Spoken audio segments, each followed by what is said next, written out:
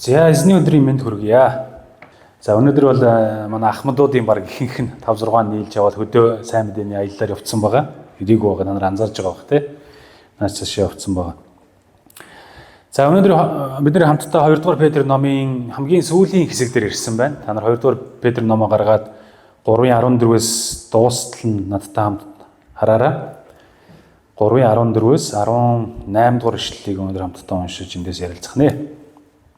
2 дугаар Петр ном дууслаа. Бид нэг зүйлийг мэддэг те. Хүндтэй зочин бид манад ингээд ирэхээр болсон бол танаад очихоор болсон бол та яг юу хийх вэ гэж. Юу яг ямар чухал зүйлсүүдийг хийгсэн байх ёстой вэ гэж. Хүндтэй зочин ирэхээр бол бид нар яах вэ? Гэр орноо цэвэрлэн, хоол ундаа бэлдэн, чихэр жимсээ бэлтгэн те. Ер нь бол энд амар бэлтгэлтэй ханддаг. Чухал хүн ирж байгаа учраас. Ялангуяа бид нар цагаан сар мараар болохоор чи яг энэ зүйлийг бол маш сайн мэдчихэж байгаа шүү дээ. Бүх хамаатан садан маань биднээр зочлог учраас ямар ч хэр толбоггүй болгоцгоёг гэр орноо цэвэрлэе те хов цонроо угаая гэл ерөнхийдөө бол бүх юма бэлддэг. Чухал хүмүүс ирж байгаа учраас.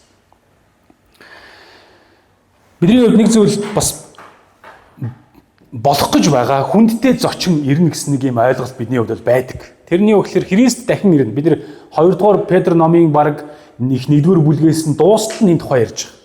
Есүс Христ дахин ирэх болно гэж. Хүндтэй зочин ирэх болно. Хизээ ирэх нь бид нар мэдэхгүй гэхдээ ирнэ. Энэ бол тодорхой хамлалт. Итгэх үгүй юу гэдэг нь хүмүүст бол тухайн хүний асуудал болдог гэж. Итгэгч хүмүүс яг юунд итгэдэггүй гэхээр тэр дахин ирэх болно гэж. Хүндтэй нэгэн хурж ирэх гэж байна гэж. Тэгээ тэр ирэх гэж байгаа учраас яах вэ? Бид нар бэлтгэл ажлаа базаах хэрэгтэй болдог ер нь бол. Бидний бэлтгэх ёстой зүйл юу вэ? Бидний итгэлийн амьдрал өсөж өндөх ёстой болдог гэсэн утгатай. Хүндтэй зочин ирэх гээд байхад мэдсээр байж юу ч бэлдээгүй байх юм бол жоохон харамсалтай шүү дээ, тий? Ерөнхийдөө бол. Саяхан манай охин нөгөө та нар одоо мэдж байгаа хоёр жоохон хүүхэдтэй учраас гэр бол ингээд дэлбэлцсэн юм шиг байдаг заримдаа. Заримдаа шишил дээ. Ер нь бол өдөр болгон. Өглөө цэвэрлээл, өдөр цэвэрлээ, орой яах вэ? Цэцэрлэг тарж орж ирлээ бүгдийг бодоо олгоод хамаг тоглоомод цацаа хийцэн. Тэгээ сүүлд нэг өдөр хэлэхгүй. Миний охин энэ тоглоом арай л биш байна. Энийг ингээд цэвэрлэе гэсэн чинь манад хүн ирэх гэж байгаа юм уу гэж асууж. Аа манад хүн ирэх гэж байгаа юм.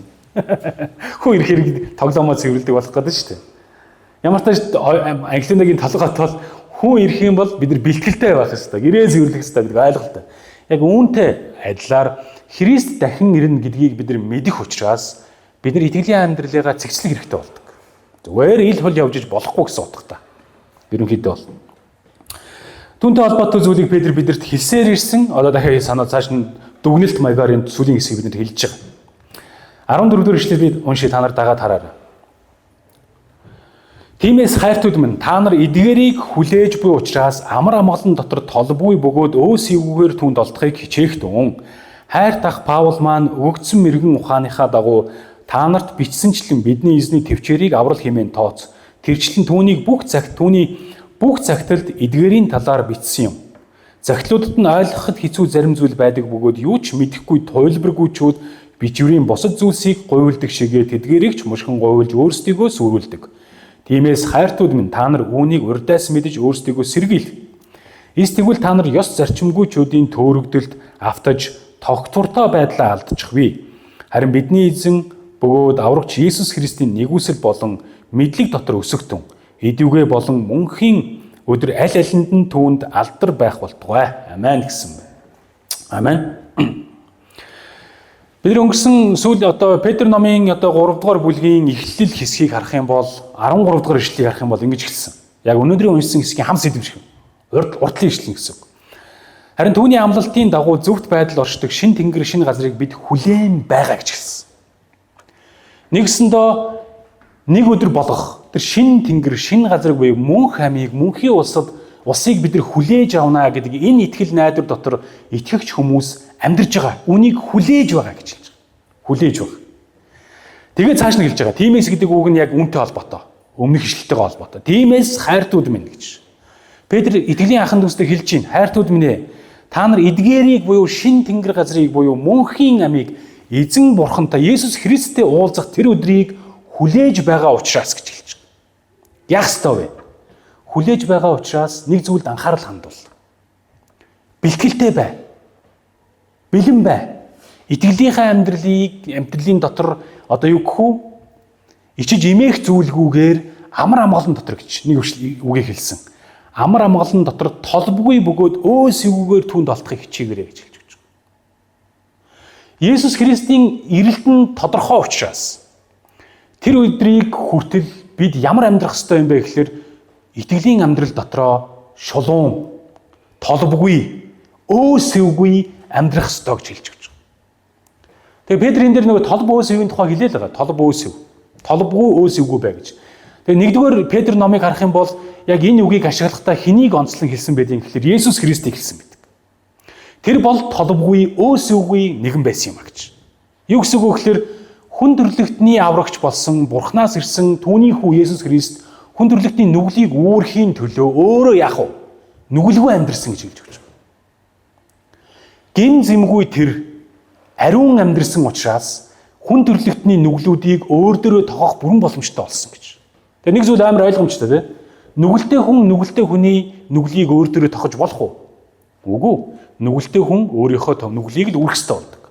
Харин Есүс Христ гин зэмгүй ариун амьдрсан учраас өөрт нь найдсан түүнд итгэсэн хүмүүсийн гинт байдлыг өөрийн цагаан, цэвэр, ариун байдал дээр үүрээд тэгээд хүн төрлөختний төлөө өөрийн амийг зориулсан гэж хэлж өгч байгаа. Есүсийг тодорхойлон хэлэхдээ Петр тэгж хэлсэн.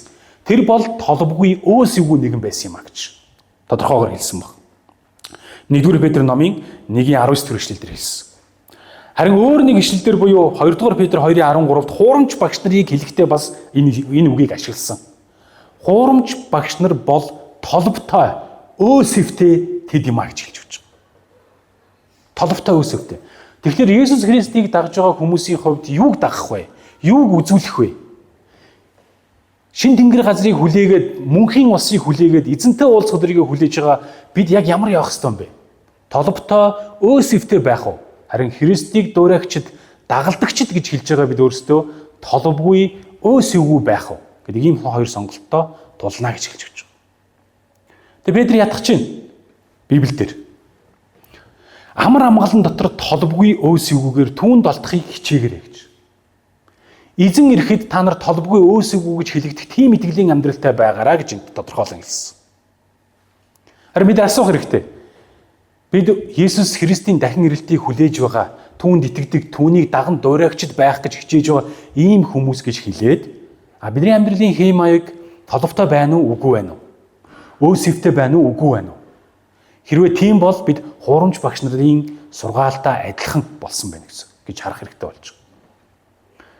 Харин бид Христтэй адилхан байхыг зорих хэрэгтэй болж байна. Христтэй адил байхыг хүсэн тэмүүлэх хэрэгтэй болж байна. Гэхдээ сонирхолтой нь ингэж хэлсэн. Амар амгалан дотор үнийг хий гэж хэлсэн. Айдсаар биш. Айдсаар биш. Бид нөгөө баг бахта нөгөө нэг зүйлийг мэдчихэж байгаа те гэртээ байгаа нөгөө үлдчихэж байгаа аав ээж ажилдаа явцсан орой ирэхэд ийм зүйлийг хийцэн байгаараа гэж хэлдэг. Даалгавраа хий. Гэрээ цэвэрэл усаа хоол ундаа бэлд хувц унраа угаа те дүгээ сайн харж байгаа. Зөндөө бол ингэж бид нар тохирсон ийм үүрэг даалгавруудыг өгөө явдаг. Хэрвээ тэднийг хийгээгүй байх юм бол орой ээж аав ирээд яах вэ? Би бол яг ингэж жавти хүтчихсэн нэг бол санаж байгаа. Ээж ирэл те ингээл ялангуяа аав ташаал. Ингээ нэг өдөр бол бүр сандгийн нөгөө даалгавар хийх ёстой байснагаа хийгээгүй орой чи хийсэн үү? Гүлтийгээ сууц. Хийгээгүй юм чи яахад? Тэгээ дэлтрээ гаргаж ирэл энийг чи хийгээгүй штэ гэж тодорхойгоо ингээл хит чичүүлжсэнээ санаж байгаа байхгүй. Тэгээ тэрнээс хойш яаж байгаа гэхээр ямар тач аав ээжийн хийгснийг хийхгүй байх юм бол яах вэ? Ташуулах юм байна гэсэн айдас биднэрт надад бол явдаг байсан.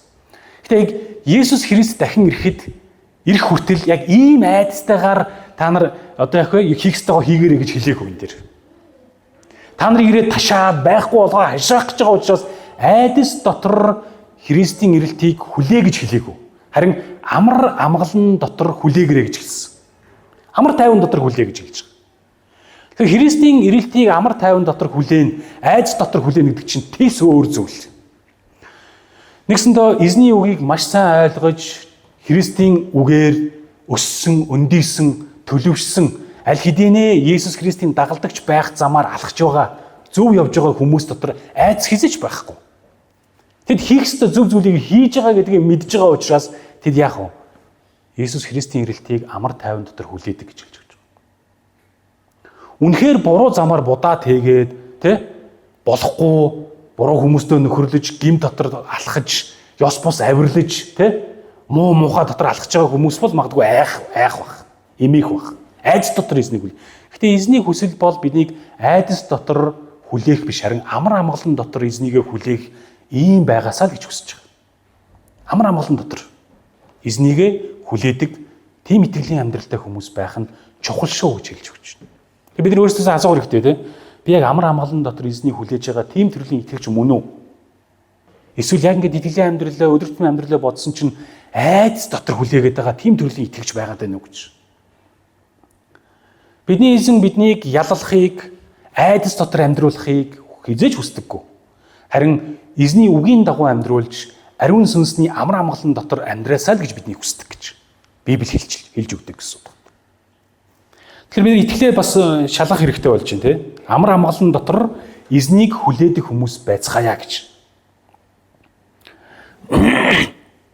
Толбгүй, өөсөвгүй Есүс Христтэй адилхан түүнийг даган дуурайдаг тийм хүмүүс байж амьдрах нь бидний хувьд бол яалтчгүй чухал зүйл байна гэж бид нар харах хэрэгтэй байна.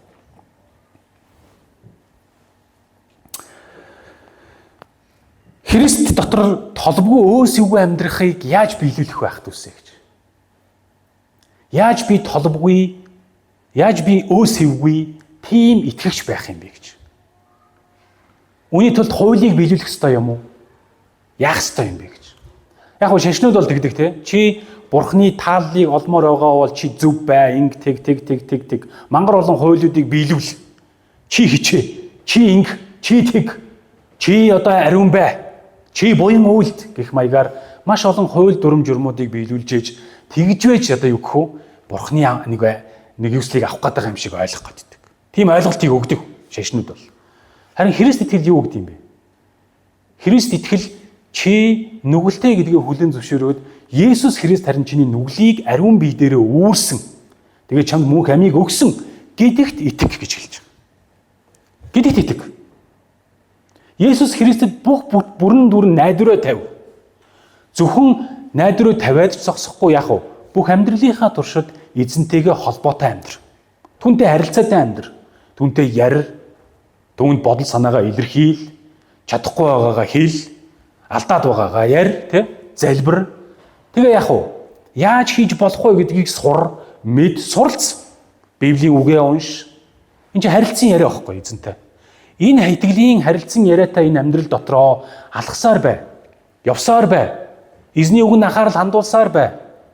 Энэ замаар яах вэ? Бид үргэлжлүүлэн амьдрах хэрэгтэй болдог.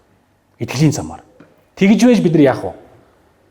Гимээс ангижирж, ёс буугаас, ёрын муугаас холдож, өдрөөс өдөрт өнгөлөгдөж, муу муугаас салж сайн итгэлийн ийм амьдралыг бид нар баг багаар өөртөө суулгаж энэ дэлхий дээр амьдрах хэрэгтэй гэж.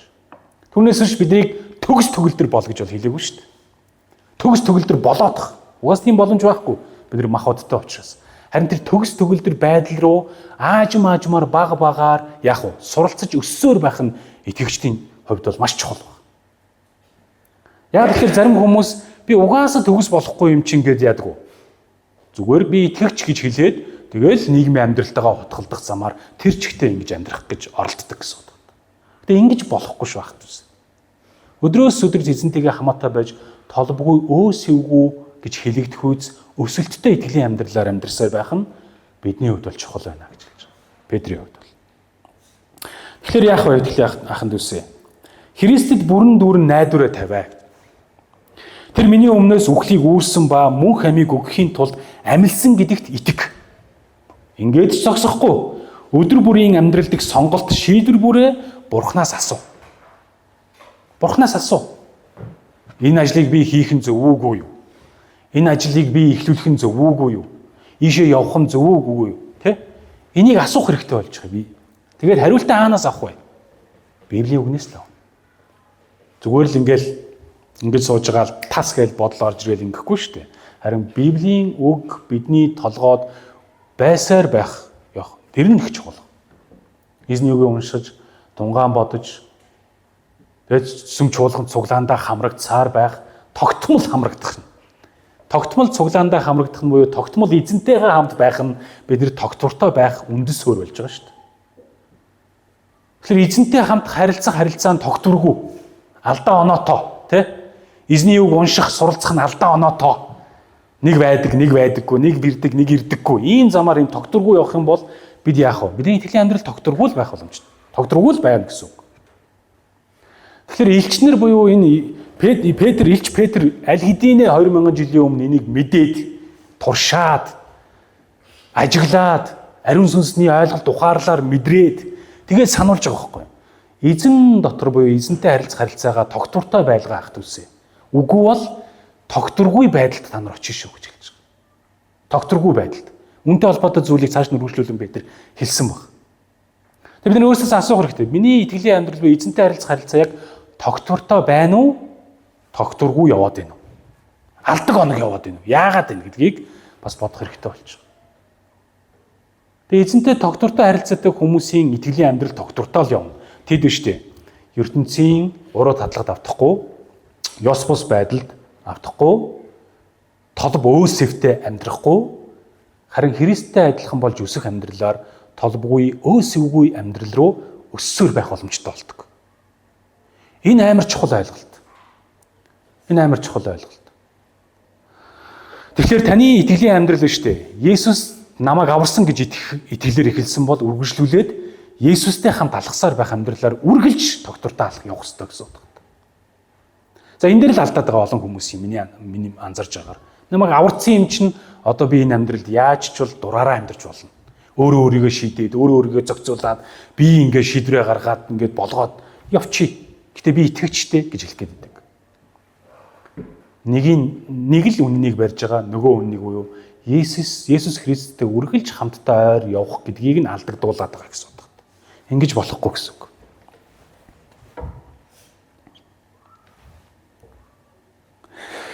Тэгээд Петр цааш нь хэлэхдээ эзний төвчээрийг та нар аврал хэмээн үзээ гэж хэлсэн тийм. Яг тэгэхээр энэ асуулт өнгөрсөн номлол дээр гарсан шүү дээ. Олон хүмүүс 2000 жил өнгөрлөө. Есүс ирээгүй л биш үү гэж хэлдэг. Ирэхгүй юм шүү угаасаа гэж. Гэхдээ бичвэр болоод элчнэр Петр, Яаков, Йохан, одоо Паулийн захидлууд тийм энэ болгоно нь бүгдээрээ юуг тунхаглалт юм бэ? Есүс дахин ирэх болно гэдэг нэг зүйлийг л дандаа хэлдэг. Ирэх болно гэж. Тэгээд тэр ирэх хүртэл нь хугацаа ингээ ороод байна. Мянган жилээр ороод байна. Хэдэн 10 жилээр ингээ сунаад байна тэр ирэх юм. Яагаад? Элчнэрийн хувьд хэлж байгаа нэг зүйл байгаа. Петр өндөр хэлж байна тийм. Эзний ирэлт юу гэлээ? Эзний төвчээрийг аврал гэж тооцоороо гэж. Эзэн төвчээд хүлээгээд байгаа бол юуны төлд байгаа юм? Авралын төлөө. Таны өөрчлөгдсөн өсөлттэй амьдралын төлөө.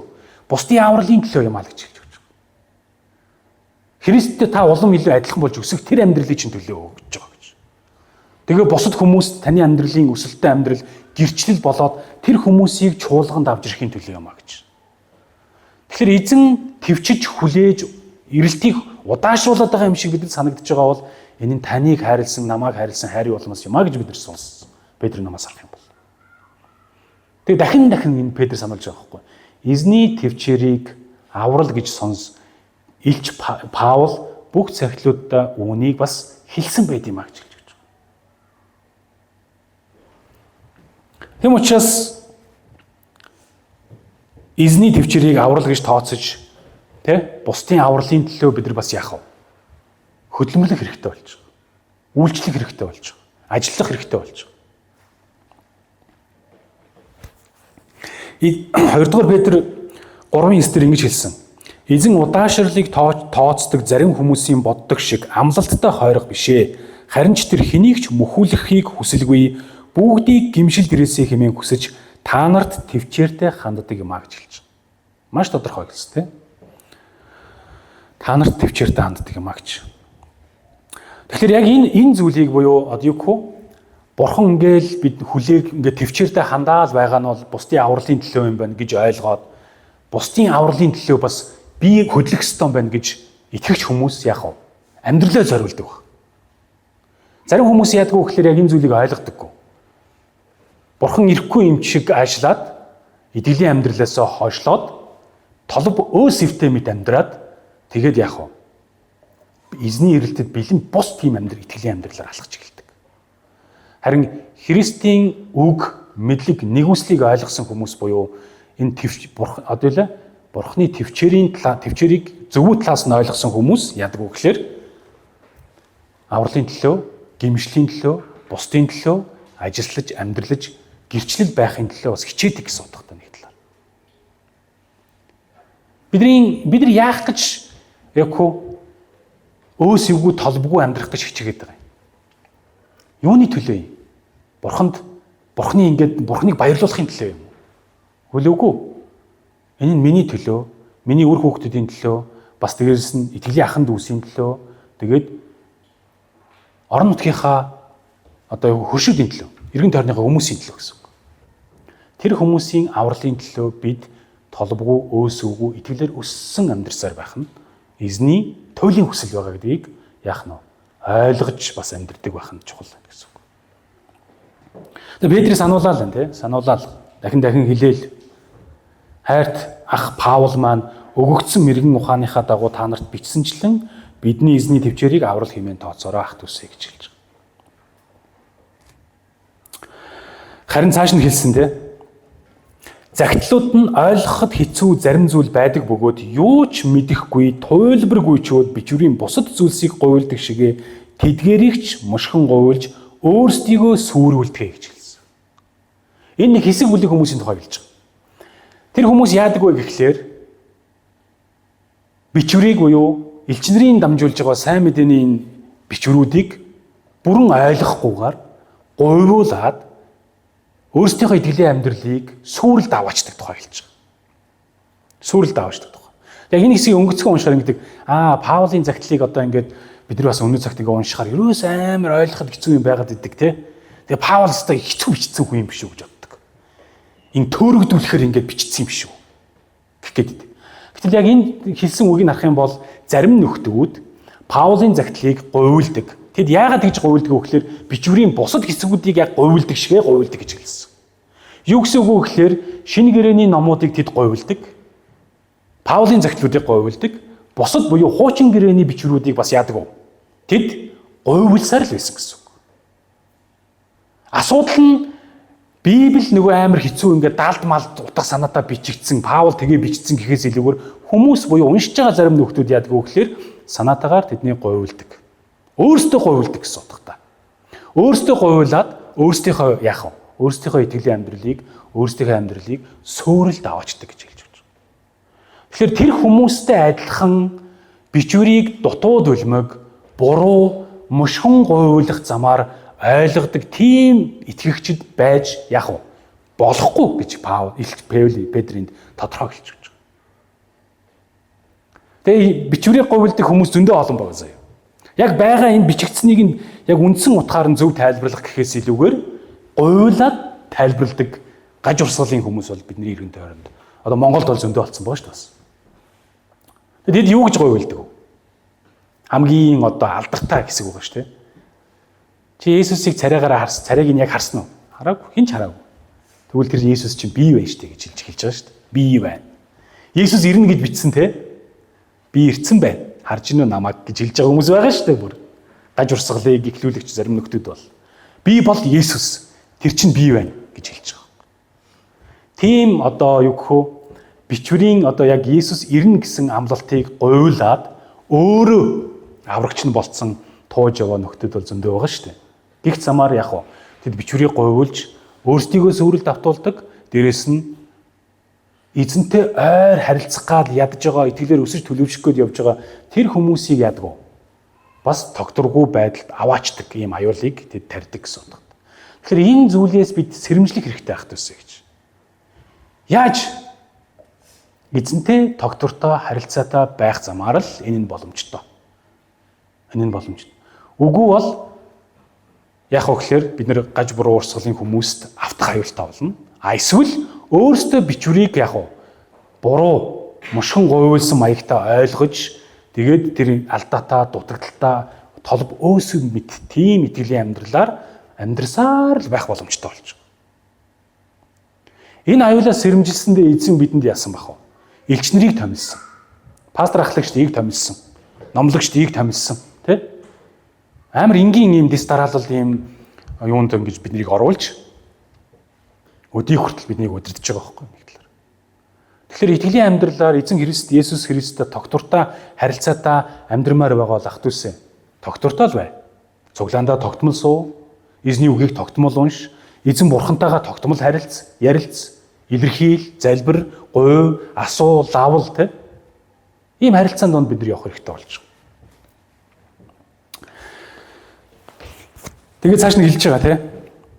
Тиймээс хайртууд минь та нар үүнийг урьдаас мэдж өөрсдийгөө сэргийлгэж. Бид нар заримдаа бичвэрийг буруу ойлгох аюултай. Ялангуяа өнөөгийн цагт. Яг тэгэхээр бидэд бичигдсэн энэ одоо Библийн номууд аль хэдийн 2000 жилийн өмнө, 3000 жилийн өмнө, 5000 жилийн өмнө өөр хэл дээр, өөр соёлтой, өөр газар зүй байрлалтай, тий? Өөр хүмүүсээр бичигдсэн учраас тэдний хэлэх арга барил, ярих арга барил, илэрхийлэх арга барил, тий? Бичгийн хэлбэр юу гэдгийг тэр зүүрлэл мөрлөл нь арай өөр биднийхээс. Тийм учраас ойлгоход жоохон бэрх тийм санагдаж магадгүй. Гэхдээ бид яах вэ? Тогтвортой чуулгандаа хамрагдаж, зөв сургаал номлолуудыг сонсож, тунгаан бодож бясалгасаар явах юм бол энэ буруу ойлголтуудаас яах вэ? Хамгаалагдах боломжтой. Хамгаалагдах боломжтой. 18 дугаар шилдэр хэлсэн. Харин бидний эзэн бөгөөд аврагч Есүс Христийн нэгүсэл болон мэдлэг дотор өсгтөн гэж хэлж байгаа. Нэгүсэл дотор өс, мэдлэг дотор өс гэж хэлсэн. Христийн нэгүсэл юу юм бэ? Та бид бүгдийг аварсан тэр нэгүсэл. Хүн төрлөختнийг аврыг гэж хүсэж байгаа Бурхны тэр хүсэл. Энэ нэгүсэл дотор буюу Бурхан намайг аварсан штэ, Бурхан намайг хөтлөн дагуулсан штэ гэдэг энэ ойлголт буюу энэ нэгүсэл дотор бид нар үргэлж байх нь чухал баг.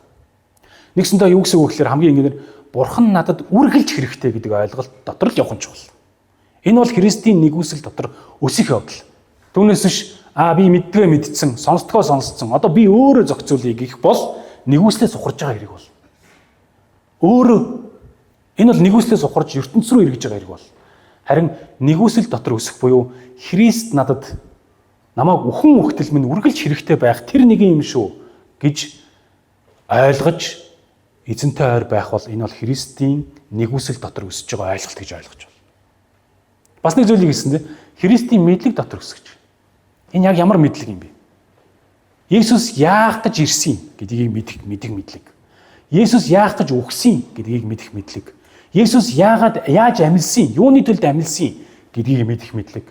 Христ танд бидэнд яагаад хэрэгтэй гэдгийг ойлгох мэдлэгийн тухай хэлж байгаа. Нэгсэндээ Есүсийн тухай хэлсэн хуучин гэрээний үгс, шинэ гэрээний үгс, энэ сургаал номлолуудыг бүгднгийн сайн ойр байж, сурж мэдэж суралцах энэ мэдлэгээр өсөх мэдлэгийн тухай хэлж байгаа. ертөнцийн мэдлэг биш те.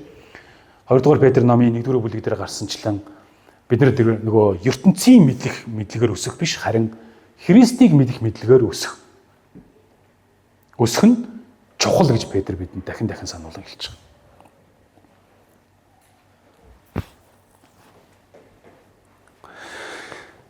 Ёс зарчимгүйчүүдийн төөрөгдлийн тухай хэлсэн тийм. Төөрөгдөл яагаад үүсдэг юм бэ? Дутуу дулмаг ойлголт байгаагаас л үүсэж байгаа. Дутуу дулмаг ойлголт байгаагаас үүсэж байгаа.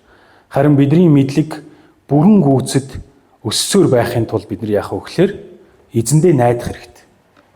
Библийн үгэндээ найдах хэрэгтэй. Ариун сүнсний удирдамжинд найдах хэрэгтэй. Христийн бидэнд өгсөн нэгүсэлд найдах хэрэгтэй гэж.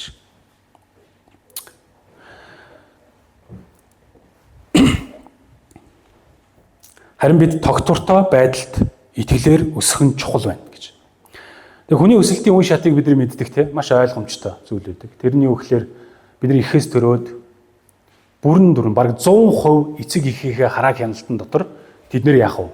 Тэврүүлэх, өсгөх, тэдний хайх халамжууд юу гэдгийг тэрэн дотор ингэж өлгийдүүлэх үе гэж байгаа шүү дээ. Нэраа үе, балчир үе гэж. Бид нар өөрсдөө юу ч хийж чадахгүй. Гэхдээ ээж аав нь бидний төлөө бүх зүйлийг хийж өгдөг буюу. Тэгээ жоохон том болоод яах вэ? Өөрсдөө сурдаг, мэддэг, суралцдаг, боловсрдог, өөрсдөө алддаг, ондог одоо ийм үе баг. Тэ? Бүдэрдэг, ингээд өөрсдөө туршдаг, ингээд өсөх үе баг. Тэгээд жоохон ингээд том болоод юм үзсний дараа бусдыг сургах үе баг. Хөр хүүхдүүдэд заах, ач нэртэй заах, сургах, дамжуулах, мэдсэн ойлгосныгаа дамжуулах ийм үе 3 үе шатыг ерөнхийдөө бол хүмүүс ерөнхийдөө амсаж байгаа шүү дээ. Амьдралынхаа туршид. Бидний итгэлийн амьдрал заримдаа яг жоохон тэрнтэй жоохон төстэй. Бид анх итгэгч болоод яах вэ? Эзнээс бүрэн дүрэн хамааралтай байх хэрэгтэй болдог. Эзэн биднийг тойлно, сургана, заана, мэдүүлнэ. Тэгээд цааш нь яах вэ? Итгэлээр бид нэр цаашдаа дандаа нөгөө нэг одоо юу гэх вэ? Нялх няраа байх боломжгүй болдог шүү дээ. Тэр тухай бидэрт нэг ишлэлийг маш тодорхой хэлсэн байгаа тийм. Үгийн цэвэр сүүг нялх хүүхэд адил хүс гэж. Гэхдээ дахиад өөр ишлэлүүдээр хэлж байгаа тийм. Нялх нялзраа байсаар байж болохгүй шүү гэж. Өсөх хэрэгтэй. Түүнтэй адилхан бид нар яг эхлээд эзний үгтэй маш ойр яг ихийн цэвэр сүүг хүсэхтэй адилхан эзний үгийг хүсэн тэмүүлж суралцах түүнээс бүрэн хамааралтай байх хэрэгтэй. Тэгээ итгэлийн амьдралаар тууштай зүтгэлтэй байх хэрэгтэй. Тэгээ бас түүнийг яах вэ? Бусдад дамжуулах, заах, сургах, сайн мэдээ ярих, тайлбарлах тийм итгэлтэй болж өсөх хэрэгтэй болж байгаа. Зарим хүмүүс яг итгэлийн хувьд анхандаа яг нэг нялх хүүхэд шиг ингээл ямар ч асуудалгүйгээр ирээл ингээл эзэнтэй ойр байгаа л эзний үгийг сонсоо сураал ингээл явж хагаад жоохон том болохоор дураараа авирлаж эхэлж байгаа юм шиг. Уг нь бол улам илүү өсөөд өөрсдөө эзний үгийг хүсэмжлээд итгэхээр өсөх зам руу явж явах ёстой байтал яасан гэхлээр өөрсдийнхээ амьдралыг өөрсдөө зохицуулъя, шийдье, бие мэдье гэд ингээд яах вэ? Бурхнаас суралцах гэхээс илүүгээр Бурхнаас холдох зам руу заримдаа очиад байгаа юм шиг.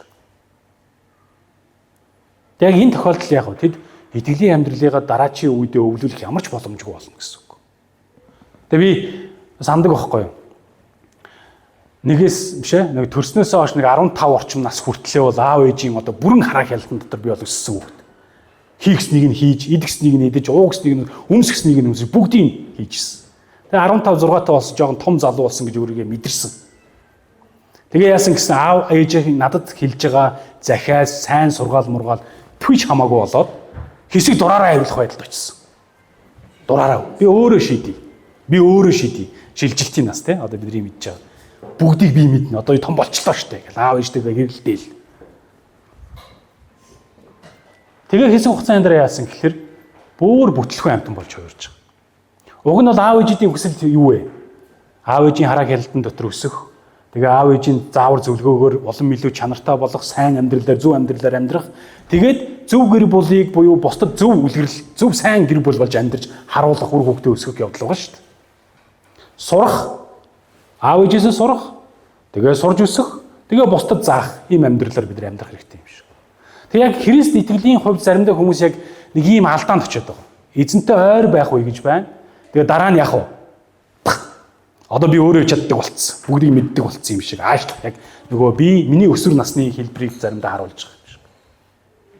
Цуглаанд ирэхлээр ирмээргүй санагдаал. Өөрөө шийдэм санагдаал. Эсийн бүлэгтээ суу гэхлээр суумааргүй санагдаал. Би мэдээ л та. Би өөр шийдчихээ л та. Сургаал номлолыг сонсохоор чихэн хаалттай магадгүй. Эзний хүсэл бол ийм биш.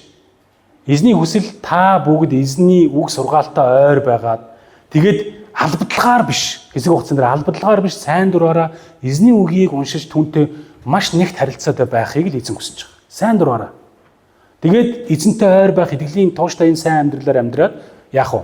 Хэсэг хугацааны дараа бусдад заах, сургах, итгэлээ өвлүүлэх ийм чадамжтай итгэлтэй байгаасаа л гэж эзэн хүсэж байгаа гэсэн үг. Тэгэхээр хайр тахтүсээ, Петрийн сануулж байгаа сануулга бол тэр. Битгий дураараа авирлаж, эзнээс холдож, бүгдийг өөрсдөө хийж чадах юм шиг авирлаж, алдаж, буруу замаар будаад хийгээрэй. Бити тэгээрэй. Харин эзний үгийг үргэлж хүсн тэмүүлээд түүгээрч зогсохгүй Христийн нэгүсэл болоод мэдлэг дотор яах вэ? Үргэлж өссөөр байгаараа гэж хэлж өгч байгаа. өссөөр байгаараа. Суралцсаар байгаараа, мэдсээр байгаараа гэж. Тэгээд дараа нь яах вэ? Наад итгэлээ бусдад өгүүлэх гэж. Бид нар Петрийг олоо мэдчихэж байгаа тийм. Петр бол ёстой яалтчгүй нялх нэрээ үеийг туйлсан за итгэлийн амьдралдаа. Эхний 3 жил Иесустэй хамт байхад яг л нэг жоохон хүүхчийг авиралдаг тийм түүхүүдийг бид нар одоо эхний 4 номоос мэдэн шүү дээ тийм. Төрүүлж дуурдаг. Тэ? Тэгээд би таны төлөө үхэн гэж хэлээл 3 удаа урууж мурваал тий шарвж марваал Иесусээр зэмлүүлээл заримдаа бүр Иесусыг буруутгаал итгэлийн хувьд тэр яах вэ? Балчир няраа байхыг аль хэдийнэ мэдсэн тийм хүн баг. Петрийн хувьд бол. Дээрээс нь тэр яах вэ? Иесусыг дээш өргөцснөөс хойш ариун сүнсийг хүлээж аваад итгэлийн амьдралаар алдаж онож явахыг бас мэдсэн. Өөрөө туршиж. Илч Паул Петрийг зэмлэснийг түүхийг та нар санаж байгаа шүү дээ. Олны өмнө Петрийг буруу ярьж шээ. Петрийг Паул яасан гэлээ? Буруу шаасан. Яагаад буруу шаасан гэхээр Петр нөгөө харь үндэстнүүдтэй хамт хооллол, нөхөрлөөл, гоё байжсэн чинь хэсэг юудэчүүд ирэнгуут яасан. Нөгөө харь үндэстнүүдээс жоохон займараал, нөхөрлөхөө болол хамт хооллохоо болол ингээл хоёр нүгэ гаргаж ирсэн. Энийг нь хараад Паул шууд зэмлээл. Чи ингэж болохгүй гэж шууд зэмлэж байгаа. Буруу шааж. Тэгээ Петр аль хэдийнэ өөрөө бас ингэж алдаж унахыг бас мэдж байгаа. Тэр няраа байхын үеэ мэднэ. Өөрөө туршиж алдаж онж исэн үеэ мэднэ. Харин одоо Петр яг ямар үе дээр явж байгаа юм? Бусдыг сургах, бусдад заах тэр үе дээр явж байгаа юм. Яг энэ загтлаа бичиж байгаа. Би ингэж алдсан шүү. Та нар битгий тэгэрээ гэж. Би ингэж та нар битгий тэгэрээ. Тэхгүй шүү. Яагаад гэвэл тэхгүй тул та нар ингэж яваарай гэж. Христийн нэгүсэл болоод мэдлэг дотор өссөөр байгаарай гэж.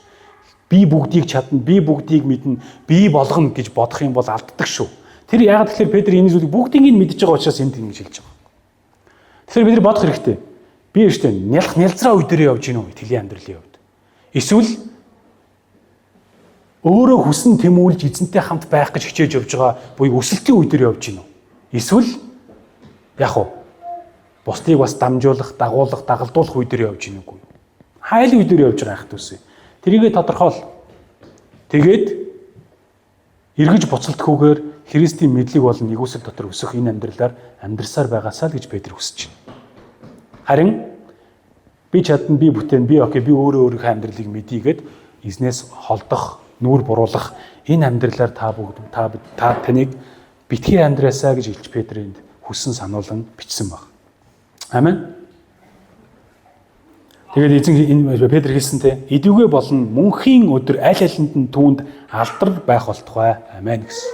Тэгээд та бид бүгдийн амьдрал өсөлттэй, төлөвшөлттэй, бусдыг дагалдуулсан, өөрчлөгдсөн, өөсөвгүй, толбгүй, Христийн нэгүсэл мэдлэг дотор өссөн, эзэнтэй үргэлж хамт байх ийм итгэлийн амьдралаар үргэлжлээсэй гэж одоо Петр бидэнд бас хүсэж сануулж өрөөж энэ загтлаа дуусгасан байна. Амен.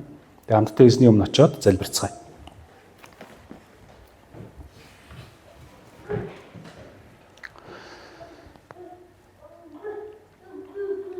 Хайртай эзэн бурхан минь, бид таны өмнө талархан залбирч байна. Учир нь та бид бүгдийг итгэлгүй байхад Библийн үгийг бидэнд мэдүүлж, тунхаглуулж, тайлбарлах замаар бидэнд итгэлийг өгсөн учраас танд талархаж байна. Тэгэж зогсохгүй эзэн бид Иесус Христэд итгэж мөнх амийг хүлээн авсан гэд өөрсдийнхөө дураар амьдрах биш, харин Христ яг юуны төлөө хэрхэн яаж амьдрсан юм бэ гэдгийг бас үргэлжлүүлэн суралцах замаар Христтэй адил толбгүй, өөсөвгүй амьдрах амьдралд бас дуудагдсан учраас танд талархаж байна. Бид нар бас яг итгэлийн амьдрал дотроо юм бардам биш, харин даруй байж танаас хамааралтай, тантай ярилцдаг, танаас суралцдаг, тэгээд үйлддэг тийм одоо зөв амьдралтай итгэгчд байхад эзэн та биднийг өрөөж удирдарайг танаас гуйж эзэн бурхан минь. Тэгээ Петр номоор дамжуулаад та бидэнд Христийн дахин нэрэлт нь бол тодорхой. Гэвч тэр өдрийг хүртэл бид нар бас яг итгэлээр өсөлттэй үргэлж амьдрсаар байх нь чухал гэдгийг та дахин сануулсан учраас талархаж байна. Бид нар сонссноо бас яг зүгээр л бодоод өнгөрөх биш, харин тунгаан бодож бясалгаж, ухаж ойлгож аваад бас үүнийг хэрэгжүүлж амьдрахад эзэн та туслаж өгөөч гэж гуйж байна. Учир нь бид нар туйлбаргүйчүүд буюу тогтворгүй тэр хүмүүсийн адилаар амьдрмаарг байна. Харин тогтвортой, тууштай тийм итгэлийн замаар таны хүссэнчлэн амьдрахад эзэн та өрөөж өгөөч гэж гуйж байна. Үүний төлөө та ариун сүнсээрээ биднийг хүчрхэгжүүлж, удирдан чиглүүлж өгөөч гэж танд өөрсдийгөө даатгаж байна. Тэгээд бүх алдар магтаал нь танд ухаалтах бай. Бид өөрсдийгөө танд даатгаж бидний эзэн Есүсийн нэрээр залбирч байна. Амен.